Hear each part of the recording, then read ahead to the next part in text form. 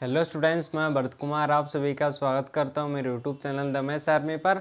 और आज की वीडियो में हम क्लास 8 मैथ्स की हमारी जो एक्सरसाइज कौन सी 9.2 उसको आज की वीडियो में हम सॉल्व करने वाले हैं।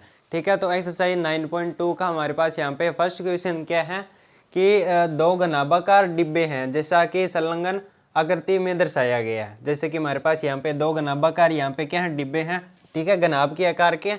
और हमसे क्या पूछा गया है कि किस डिब्बे को बनाने के लिए कम सामग्री की आवश्यकता है। ठीक है, तो मतलब कि अगर हमें ये दोनों डिब्बे बनाने हो तो इनको बनाने में कौन सा डिब्बा कम सामग्री हमारे पास लेगा। ठीक है, मतलब कि कौन सा डिब्बे को बनाने में हमें कम सामग्री लगेगी, वो चीज़ हमें यहाँ पे बतानी है। और उसके लिए हमारे पास इसकी कुछ लंबाई चौड़ाई और ऊंचाई हमें यहाँ पे दे रखी है दोनों डिब्बों की, इनके सहायता से हमें ये बताना है। ठीक है, तो पहले तो आपको ये पता होना चाहिए कि ये घनाभ क्या होता है। जैसे कि हमें यहाँ पे दे रखा है ना घनाभाकार डिब्बे, मतलब कि घनाभ के आकार के डिब्बे। तो पहले तो आपको ये पता होना चाहिए कि घनाभ क्या होता है। ठीक है, तो वो आप सुन लीजिए कि घनाभ क्या होता है। तो ऐसा त्रिआयामी, मतलब कि ऐसा 3 डायमेंशनल, या फिर आप कह सकते हैं ऐसी 3D ठोस आकृति। ठीक है, ऐसा त्रिविमीय ठोस आकृति जिसमें क्या हो 6 तो फलक हो, 8 शीर्ष हो और क्या हो 12 किनारे हो। तो ऐसी त्रिआयामी ठोस आकृति क्या कहलाती है, घनाभ कहलाती है। ठीक है, इसके अब आप देखिए कि इसमें फलक कौन कौन से हैं। तो इसका जो फेस है, ठीक है, जैसे कि ये एक पूरा एक फेस हो गया, ठीक है, ये एक दूसरा फेस हो गया, ठीक है, ये एक तीसरा फेस हो गया। ठीक है, इस प्रकार से। तो जैसे कि हमारे पास अगर डाइस होता है, ठीक है, पासे में हमारे पास यहाँ पे जो डाइस होता है वो किसके आकार का होता है, वो घन के आकार का होता है, क्योंकि उसमें लंबाई चौड़ाई और ऊंचाई तीनों क्या होती है, सेम होती है। तो वो क्या होता है, घन होता है। लेकिन हमारे पास लंबाई चौड़ाई और ऊंचाई जैसे कि अलग अलग हो तो वो क्या कहलाता है, घनाभ कहलाता है। तो आपने अगर वो डाइस देखा होगा तो उसमें क्या होता है, उसमें 6 फलक होते हैं। जैसे कि एक तो सामने वाला फलक, एक इसके पीछे वाला फलक, ठीक है, एक ये फलक और एक इसके सामने वाला फलक। कितने हो गए, 4 हो गए।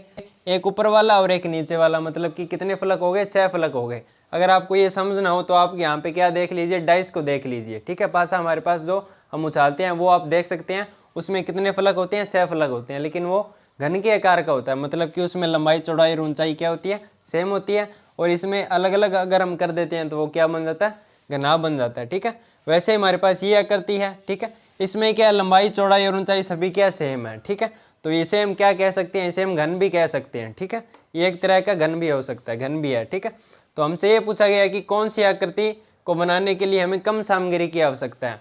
तो इसके लिए हमें क्या करना पड़ेगा, तो इसके लिए हमें इसका पृष्ठीय क्षेत्रफल ज्ञात करना पड़ेगा। ठीक है, पृष्ठीय क्षेत्रफल का मतलब क्या होता है, तो ये हमारे पास जैसे कि 3D में आकृति है, मैंने आपको बता दिया 3 विमाओं में आकृति है, मतलब कि इसमें लंबाई चौड़ाई के साथ ऊंचाई भी शामिल है। तो मतलब कि ये क्या 3D में आकृति है, त्रिविमा में आकृति है। ठीक है, त्रिआयाम में हमारे पास ये आकृति है। तो इसका हमें पृष्ठीय क्षेत्रफल निकालना पड़ेगा। वो कैसे, तो अगर आप देखिए कि हमें अगर ये डिब्बा बनाना है, ठीक है, तो हमें ये देखना पड़ेगा कि इसमें सामग्री कम लग रही है कि ज़्यादा लग रही है। हमें यही तो बताना है कि किस डिब्बे को बनाने में कम सामग्री लग रही है। ठीक है, तो हमें उस सामग्री का पता लगाने के लिए क्या करना पड़ेगा, इसका पृष्ठीय क्षेत्रफल ज्ञात करना पड़ेगा। पृष्ठीय क्षेत्रफल का मतलब क्या, ये कितना एरिया घेर रहा है हमारे पास। जैसे कि अगर हम इसको तोड़ दें, ठीक है, अगर हम इसको तोड़ दें, जैसे कि हमने इसको सभी को इस प्रकार से तोड़ दिया है, ठीक है, और फिर हम देखते हैं इसको सभी को तोड़ के हम यहाँ पे इस प्रकार से सरफेस पर, सतह पर लगा के देखते हैं कि कितना हमारे पास स्थान घेर रहा है। तो वो क्या कहलाता है, पृष्ठीय क्षेत्रफल कहलाता है। ठीक है, हमारे पास जो 3D में आकृति होती है उनका हम पृष्ठीय क्षेत्रफल ज्ञात करते हैं, न कि क्षेत्रफल ज्ञात करते हैं। ठीक है, पृष्ठीय क्षेत्रफल का मतलब क्या होता है कि वो कितना पृष्ठ हमारे पास घेर रही है। तो इसके लिए हमें इस आकृति को तोड़ना ही तो पड़ेगा। ठीक है, तोड़कर ही हम पता लगा सकते हैं कि हमारे पास ये कितना एरिया घेर रहा है। ठीक है, तो उसके लिए हमारे पास एक अलग फॉर्मूला होता है। और जो आकृतियाँ द्विविमा में होती है, 2D हमारे पास जो आकृति होती है, जैसे कि ये हमारे पास क्या है, आयत है। ठीक है, मान लीजिए ये हमारे पास क्या आयत है। ठीक है, ये भुजा इस भुजा के बराबर है, ये इसके बराबर है। ठीक है, मान लीजिए ये क्या है, आयत है। तो ये हमारे पास क्या 2D में आकृति है। इसमें ये क्या हो जाएगी, लंबाई हो जाएगी, और ये क्या हो जाएगी, इसकी चौड़ाई हो जाएगी। ठीक है, लेकिन हमारे पास यहाँ पे क्या है, लंबाई है, चौड़ाई है और ऊंचाई भी है, मतलब कि ये क्या 3D में आकृति है। तो 3D में जो आकृति होती है उसका पृष्ठीय क्षेत्रफल ज्ञात किया जाता है। ठीक है, पृष्ठीय क्षेत्रफल तो वो हम कैसे ज्ञात करेंगे, तो मतलब कि ये कितना पृष्ठ घेर रहा है।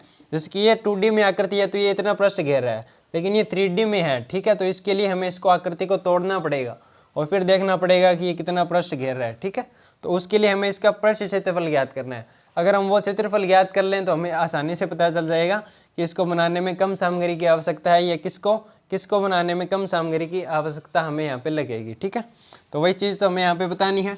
तो मतलब कि अब हमें इसका पृष्ठ क्षेत्रफल ज्ञात करना पड़ेगा। तो पृष्ठ क्षेत्रफल का आपको फॉर्मूला आना चाहिए। ठीक है, तो घनाभ का जो पृष्ठ क्षेत्रफल होता है उसका फॉर्मूला मैं आपको यहाँ पे बताने जा रहा हूँ।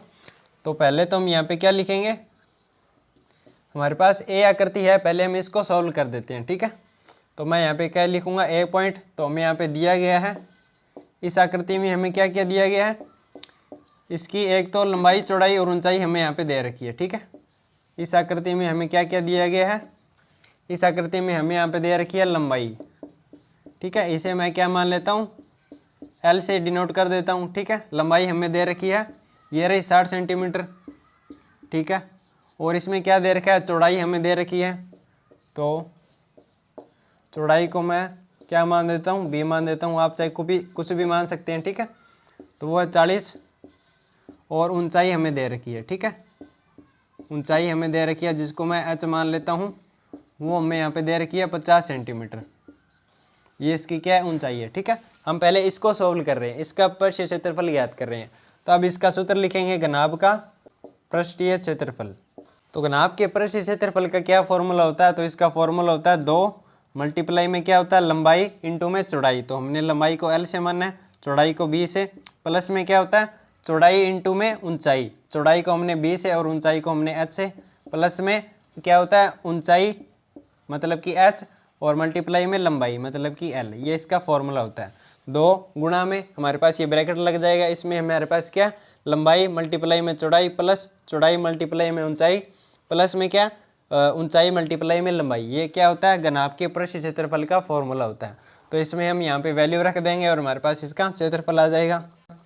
तो 2 यहाँ पे लंबाई और चौड़ाई। ठीक है, तो लंबाई की वैल्यू हमारे पास यहाँ पे है 60।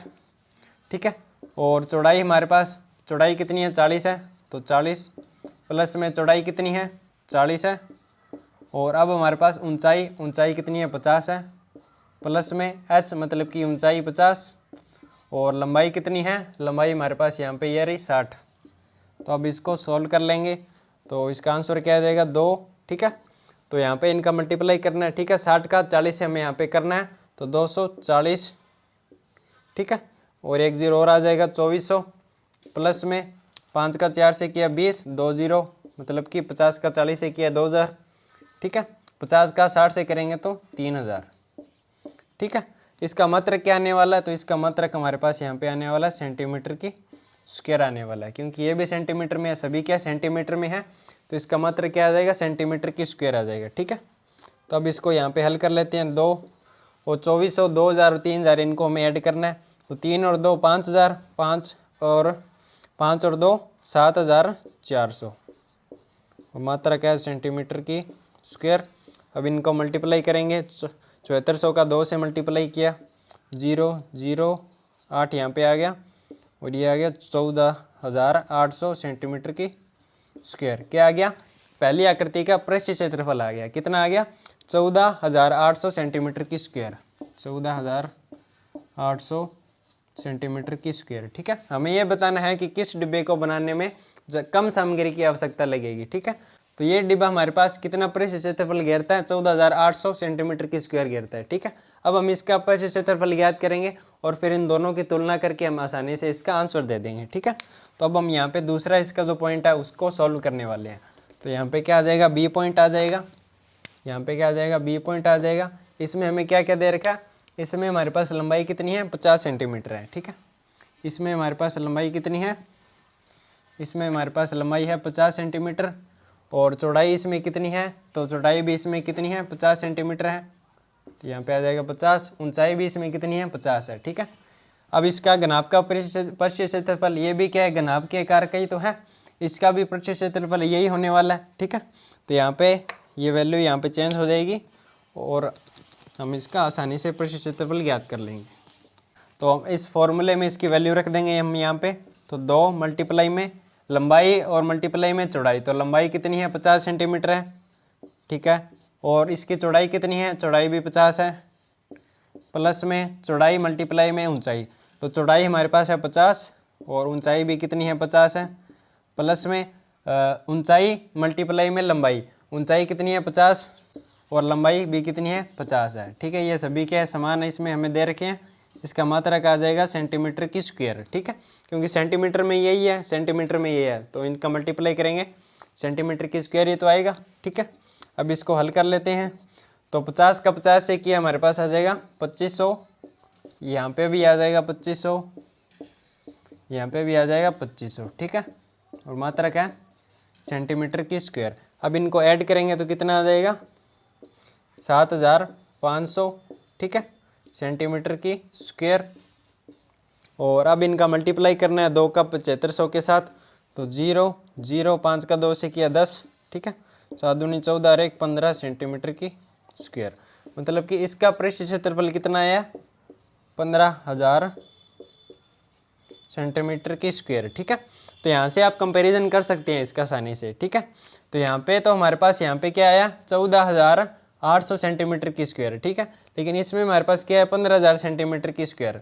तो आप यहाँ से आसानी से बता सकते हैं कि किस आकृति को बनाने में हमारे पास कम सामग्री की आवश्यकता लगेगी। मतलब कि जो कम पृष्ठ क्षेत्रफल घेरेगा उसी को तो कम हमारे पास सामग्री की आवश्यकता की जरूरत पड़ेगी। ठीक है, मतलब कि ए आकृति हमारे पास है। ठीक है, इसका पृष्ठ क्षेत्रफल क्या है कम है, लेकिन इसका हमारे पास क्या ज़्यादा है। मतलब कि ए आकृति हमारे पास जो है उसको बनाने में कम सामग्री की आवश्यकता लगेगी और बी को हम बनाने में ज़्यादा सामग्री की आवश्यकता लगेगी, क्योंकि उसका पृष्ठ क्षेत्रफल भी तो क्या ज़्यादा है। हमसे क्या पूछा गया है कि किस डिब्बे को बनाने के लिए कम सामग्री की आवश्यकता है।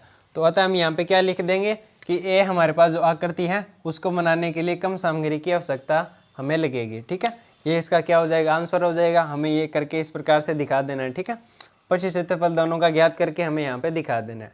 तो दोस्तों आई होप कि आपको ये पहला प्रश्न अच्छे समझ में आ गया होगा। आगे की वीडियो में हम इसके बाकी के प्रश्नों को सॉल्व करने वाले हैं। और अगर आप इस चैनल पर नए हैं चैनल को भी सब्सक्राइब कर लीजिए, क्योंकि हम आपके लिए आगे वैसे सॉल्यूशंस वीडियो लाते रहते हैं। तो दोस्तों आज की वीडियो में बस इतने ही, मिलते हैं नेक्स्ट वीडियो में, तब तक के लिए बाय बाय।